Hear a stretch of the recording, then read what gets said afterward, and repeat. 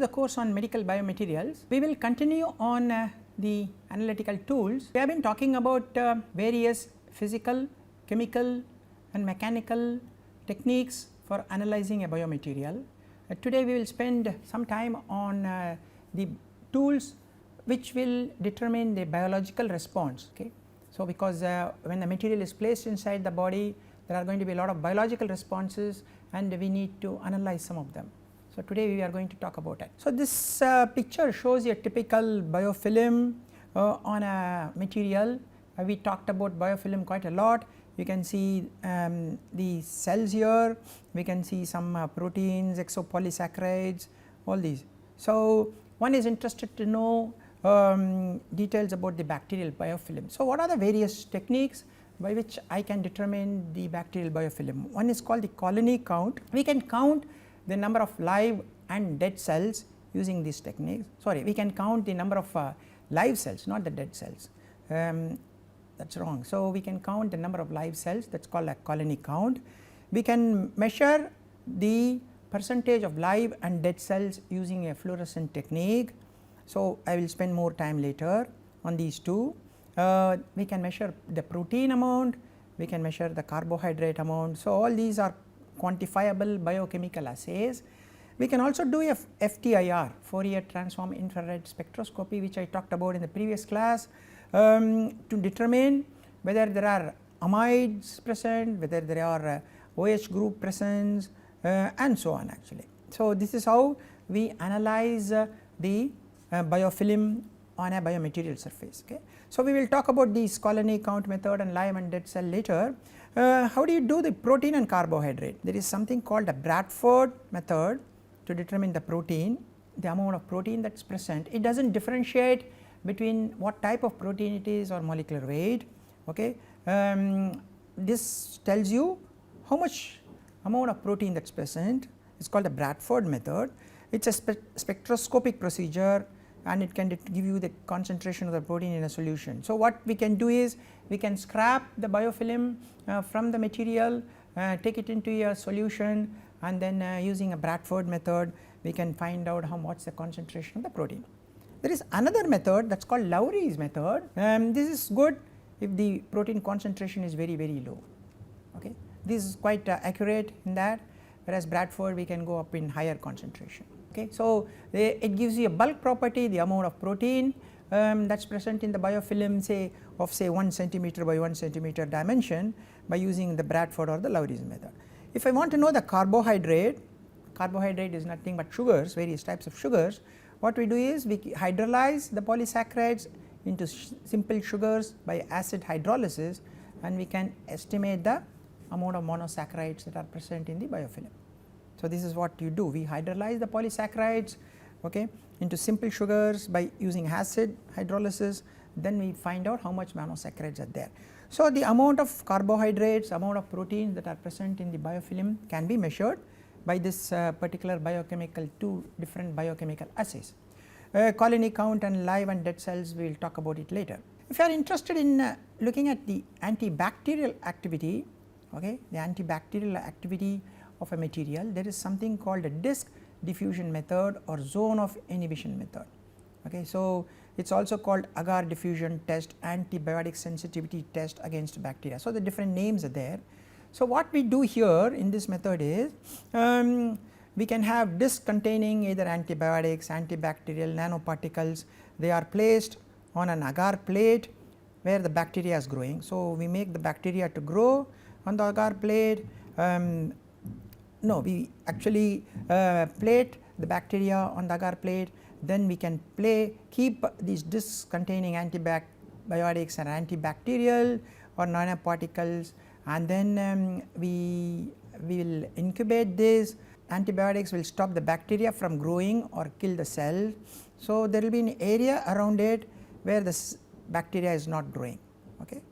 As you can see here, there will be area around it where the bacteria is not growing. So, this tells you how strong is the antibiotic or antibacterial activity of the material which you are testing.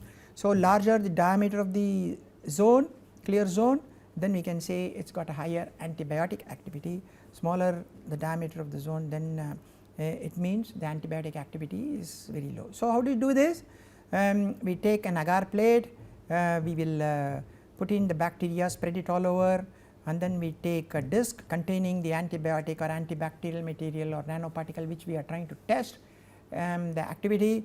We will place it here, okay, then we will incubate the whole plate for say 24 hours and then see whether there is a zone, clear zone produced. Clear zone indicates that the bacteria has not grown near that because of the action of the antibiotic. Larger the diameter, as you can see here, larger the diameter, that means more is the antibiotic activity. Smaller the diameter, then less is the antibiotic activity. This is a very simple and fast way of checking if you are designing any antibacterial surfaces, okay, or antibiotic surfaces. This is called a disc diffusion method or zone of inhibition method, okay, or agar diffusion method and so on. So, there is another way where you do it based on colony count method, okay. That means you can find out how much is the live colonies present in a biofilm or in a solution, okay. So, colony forming unit, that is CFU, which is represented in different way, is a unit used to estimate the number of viable bacteria or fungal cells in a sample. So, here we are measuring viable bacteria, we are not measuring dead bacteria, only live viable. So, what we do is culture the microbes on a plate and then count the viable cells that has grown. So, if you find too much dense population, we dilute the solution, okay, so that for example, when you dilute and again plate it and then culture it, we can very clearly see the separate colonies, because here we are not sure that whether it is only so many colonies or whether there are clump. So, what we do is we dilute it. So, we can dilute it to 10 times, one fold we call it, that means 1/10 dilution, or we can do a 2-fold, that means 1/100th, or 3-fold, 1,000th, until you get very clear like this, until you get very clear single colonies which you can count, okay, and then you can multiply by the number of times you have diluted, okay. So, instead of counting in this particular plate, because you do not know whether there is only single colony or there are multiple colonies, keep diluting it until you get it very clearly and well separated out colonies. This is called the colony count method. In this method we can find out the number of live bacteria, okay. So, here we cannot find the number of dead bacteria. If you want to find out the live and dead cells in a biofilm, for example, on a surface, we use two different dyes, okay. We have two dyes, they are fluorescent dyes. One is called the green fluorescent nucleic acid stain, SYTO9, another is the PI, propydium iodide, okay. So, this particular dye, green fluorescent dye SYTO9, it penetrates live and dead cells, okay, whereas the propydium iodide, it penetrates only dead cells, okay. So, whereas the green fluorescent penetrates both live and dead cells, okay. So, propydium iodide penetrates. This is a fluorescent method. So, when we look under a fluorescent camera, whatever is green we can say it is the live cell, and whatever is red we can say it is the dead cells, because propydium iodide penetrates only the dead cells, okay. It sort of neutralizes the green that is present inside. So, wherever you have green we can say it is alive, and wherever it is red we can say dead. So, we can get a ratio of live to dead. So, if I have a biomaterial, I add these two dyes, incubate it, and then look under a fluorescent, and then I can see how much green is there, how much red is there. I can do a surface modifications and then see whether I can reduce the amount of live cells and so on actually. So, dead cells are present because maybe the surface is able to kill the bacteria. So, this is also a very useful technique. It gives you both the idea of ratio of live and dead, whereas the colony count method tells you how much live cell is there. So, both these methods are complementing each other, because if the biomaterial surface is having antibacterial property, then you will see a lot of dead cells also, which can be seen using this particular technique. Okay, so far we talked about bacterial. We are also interested to know what is the response of animal cells to a biomaterial, and so you need to know the cell viability of the animal cell. So if the animal cell comes in contact with the biomaterial, what will be the percentage cell viability? There is an assay called MTT assay which assesses the cell metabolic activity. So if the cells are live, they have a certain metabolic activity which can be assessed using this particular assay. What is this MTT? Okay, so MTT is a tetrazolium dye. Okay, this is the name for this. It is a dimethyl thiazole diphenyl tetrazolium bromide. Okay. So what happens is when the cells are metabolically active, there are some enzymes like cellular oxidoreductase enzyme, okay, which work on this particular dye. So these enzymes are NADPH dependent cellular oxidoreductase enzymes, and these enzymes sort of reflect the number of viable cells present. So if the viable cells are very high, then the enzyme activity will be high, very high. Okay. So these enzymes reduce this particular dye, okay, that is called the MTT, to insoluble formazole like this, you know. So this is the MTT, and the oxidoreductase enzyme, they reduce, okay, to insoluble formazole, and which is measured using a colorimetric technique. Now these enzymes are present in the cytosolic compartment of the cell. So by incubating the biomaterial with the animal cells, okay, and then later on you add this dye and again you incubate it, and then the formazole crystals which you produce, you sort of solubilize it, and then using a colorimetric you find out how much it is. So that the amount, the extent of the enzyme activity is a measure of the amount of viable cells that are present. So if the biopolymer or biomaterial is toxic, you will have less viable cells, so you will have less of these enzymes, whereas if the material is not toxic, you will have more of the cell viable cells, and hence the enzyme activity will be also more. So this is how the assay MTT works.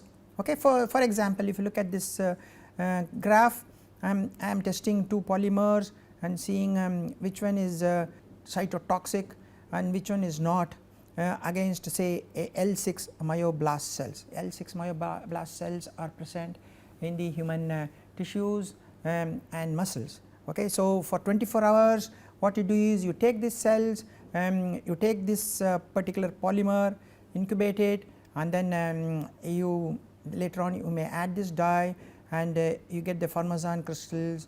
Okay, then with respect to the control, you see how much of this is formed, and from there you can say what is the cell viability. So percentage of cell viable with respect to control. Control is without any polymer, just the cells growing. So here we see 100%. That means this particular polymer is not toxic to the cells. That means cell viability is maintained. That is why you get 100%. Whereas if you take this polymer, we get around say about 80%.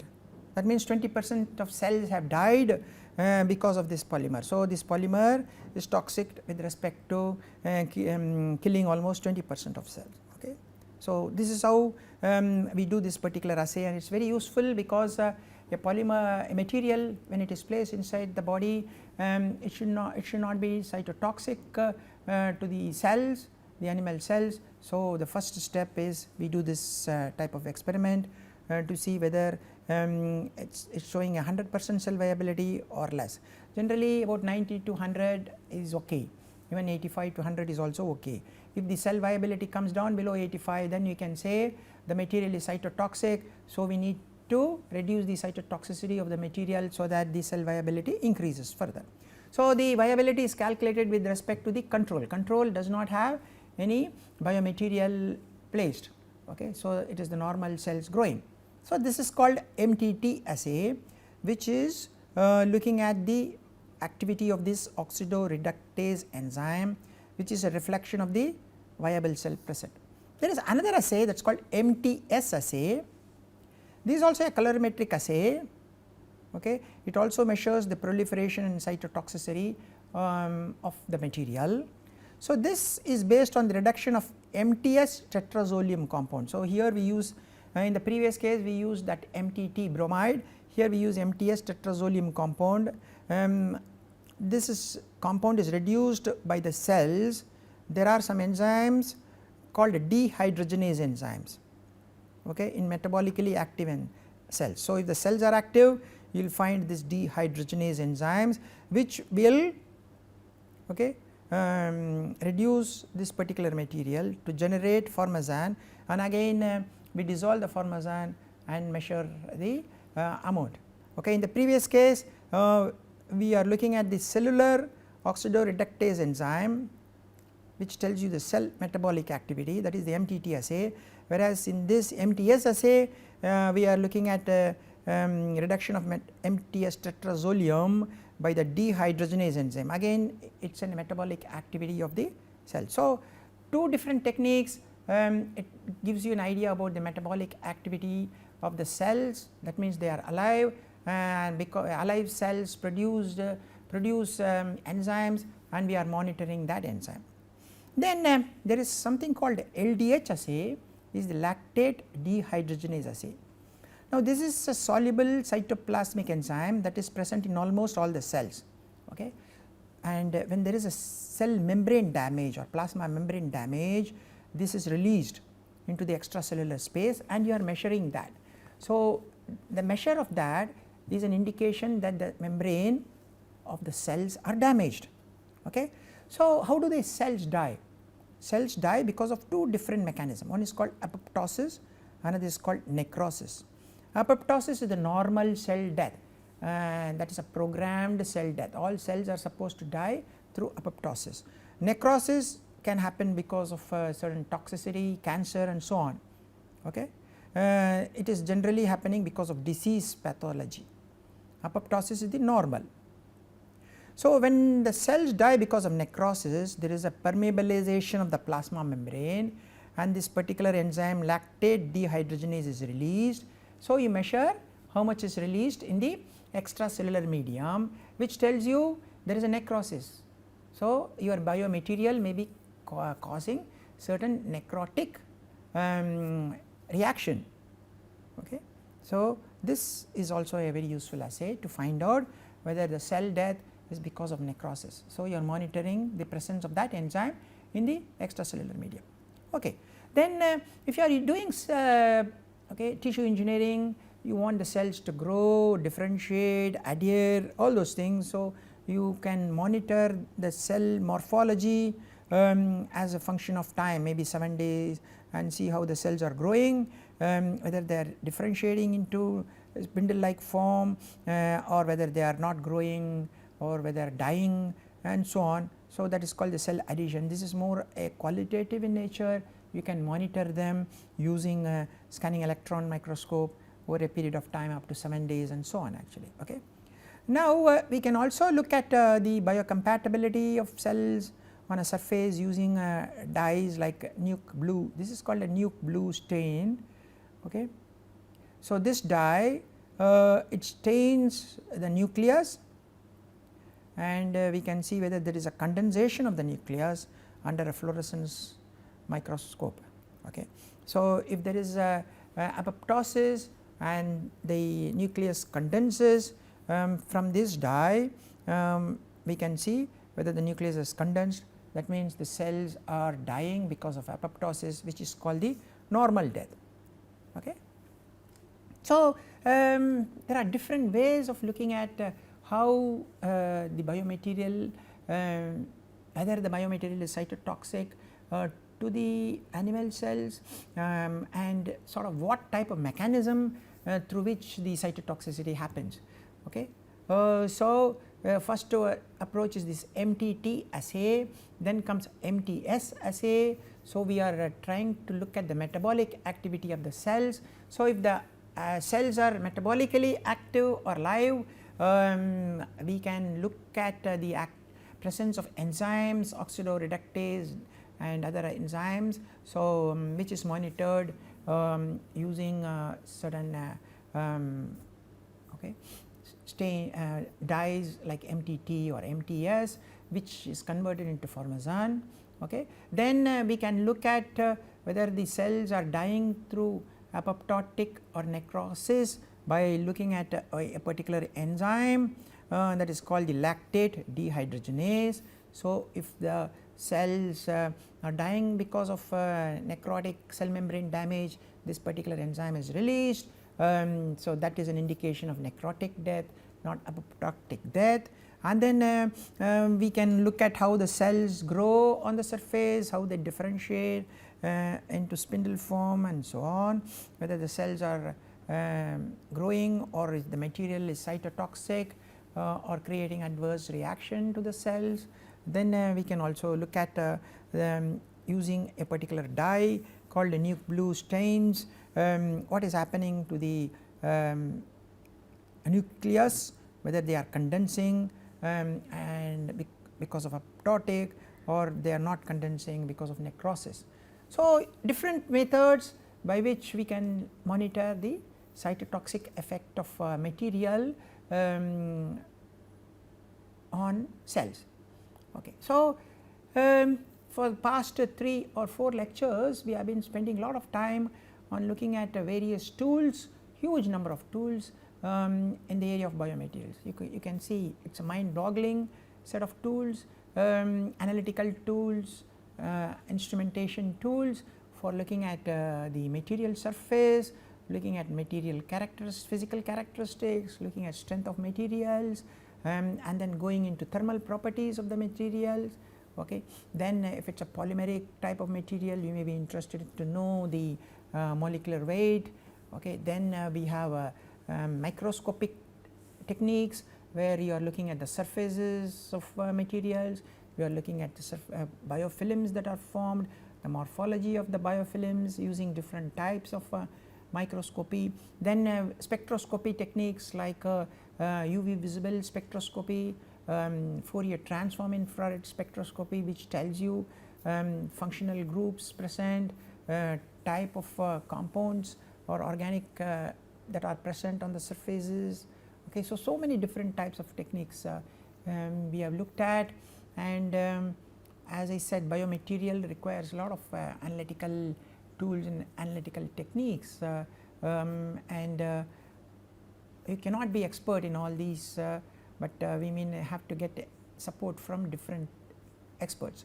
Then came the biological techniques. One is related to bacterial, so we looked at the biofilm that is formed, the characteristics of the biofilm like number of live colonies, ratio of live dead cells, the protein that is present, the carbohydrate that is present.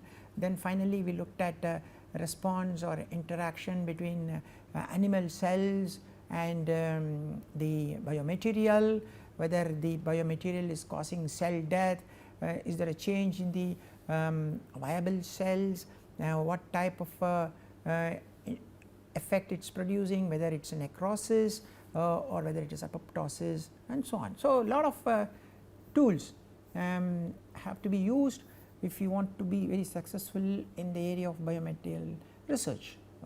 Now let us proceed further. As soon as a material is placed inside the body, there is a biological response that is happening. I did introduce little bit of it, and of course, I think in the next couple of or 3 lectures we are going to talk a little bit more biology. Without biological details, you cannot become a real expert in the area of biomaterials. It is not like you just synthesize a metal or a polymer and then give it away, not bother about what is happening, what is the response between this material with the biological fluid, biological components. You need to have little bit of understanding of that. So, I am going to spend the next 2-3 lectures on that, and you are going to come across many biological terms. So, you do not have to get scared about it, but you need to know that. So, yeah, as soon as a biomaterial is implanted, there are protein absorption that is taking place, that we could call it the initial, the fast response that takes place. Then we have platelet adhesion, that means all related to the blood components, adhesion and activation. Some platelet may get activated, which may lead into thrombosis. Okay. There could be coagulation activation, that also could lead to thrombosis. So, platelet adhesion or coagulation all related to the blood. So, one needs to know in detail these aspects if the biomaterial is a blood contacting device. For example, small diameter vascular grafts or large diameter vascular grafts, or cardiovascular stents or diaphragms or heart patches. So, all these are blood contacting devices. So, you need to understand some of these platelet adhesion as well as coagulation activation. If we are talking about infection, infection can happen irrespective of the location of the biomaterial. So, we need to understand about the bacterial adhesion. I did spend some time on biofilm formation, which leads to persister cells and lot of infection. Okay. Now, if you look at the leukocyte adhesion and activation, complement system activation, all these leads to inflammation. So, a material which is placed also because of maybe platelet adhesion, thrombosis, infection, can end up having inflammation, and finally the material could get rejected. There could be a systemic effect, and not only the local infection, but even systemic inflammation could happen.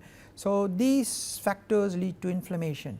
So, we have many things happening, blood contacting device undergoing thrombosis, infection happening at all parts of wherever the biomaterial is placed. You can have inflammation, which is slightly at a later date, inflammation having a local inflammation as well as systemic inflammation.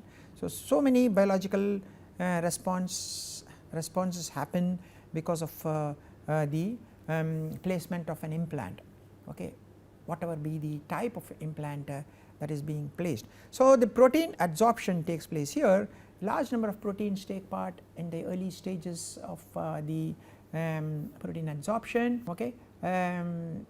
Some of the adsorption is favorable and some of them are not desired at all. Okay. So, protein adsorption. What is this protein adsorption? Within seconds of implanting the material, they come in contact with the body fluid. That means the material coming in contact with the body fluid such as blood, leading to all the blood protein getting adsorbed on the material. I did talk about fibrin, fibrinogen and so on little bit in detail in the previous lecture, right. So, within seconds that happens.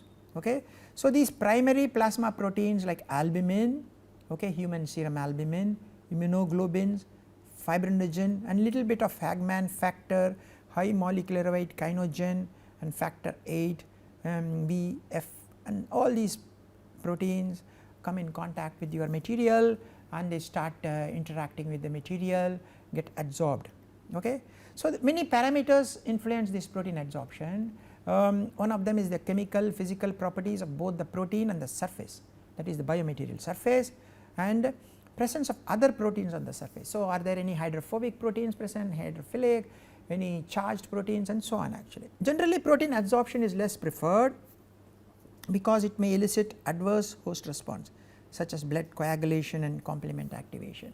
Okay. And also in some cases I did mention bacterial attachment also increases if there are some proteins that are already present on the biomaterial. So, we would like to prevent that also in some situations actually. Okay. So, we will talk about all these more in detail in the next class. Thank you very much for your time.